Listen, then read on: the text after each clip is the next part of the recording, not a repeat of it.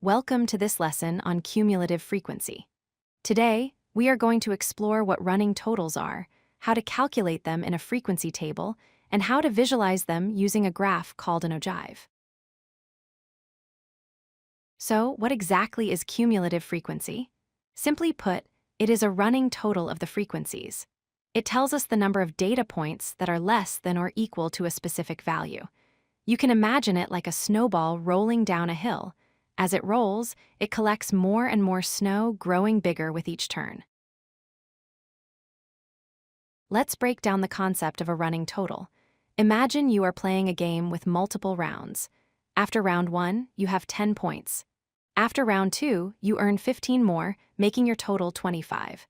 By adding the score of each new round to your previous total, you are creating a cumulative total. This is exactly how we handle data in statistics. Here is a standard frequency table showing the test scores of 20 students. The first column shows the score ranges, and the second column, labeled frequency, shows how many students scored within that range. For example, 3 students scored between 0 and 10. Our goal is to calculate the cumulative frequency for this data. To start calculating, we add a new column called cumulative frequency. For the very first row, the calculation is easy.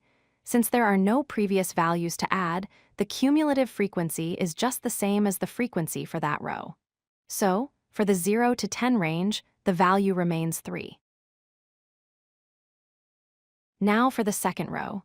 We take the cumulative total from the previous row, which is 3, and add the frequency of the current row, which is 5. 3 plus 5 equals 8. This means 8 students scored less than 20 marks. We continue this zigzag pattern of adding down the table. We repeat this process for every row. 8 plus 7 is 15, 15 plus 4 is 19, and finally, 19 plus 1 is 20. A great way to check your work is to look at the final value. It must match the total number of students, which is 20. Now that we have the numbers, let's visualize them. We use a specific graph called an ogive. To set this up, we plot the upper class boundaries on the horizontal x-axis and the cumulative frequency on the vertical y-axis. Let's plot our points. Remember, we use the upper end of each group range. For the range 0 to 10, we use 10 on the x-axis and plot up to 3 on the y-axis. For 10 to 20, we go to 20 on the x-axis and plot 8. We do this for all our calculated values. Once all points are plotted, we connect them with a smooth, rising curve. We usually start the curve from the lower boundary of the first group, which is 0 in this case. Notice the characteristic S-shape. This curve now represents the distribution of the data. One of the most useful things about this graph is finding the median. Since we have 20 students, the median is at the 50% mark, which is the 10th student. We find 10 on the y-axis, draw a line across to the curve, and then drop straight down to the x-axis. This gives us an estimated median score of about 23. To wrap up, remember these 4 points.